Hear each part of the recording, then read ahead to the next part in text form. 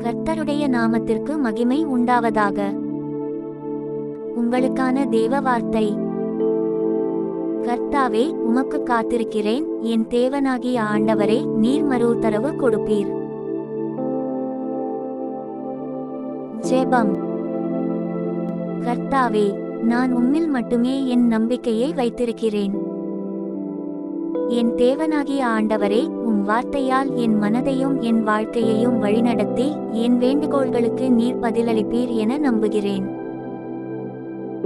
என் இருதயத்தை அமைதியோடும் உறுதியோடும் நிரப்பி உமது ஆசீர்வாதத்தில் தினமும் நடக்க என் உயிரை தயார் செய்யும். இயேசுவின் நாமத்தில் ஜெபிக்கிறோம் எங்கள் நல்ல பிதாவே.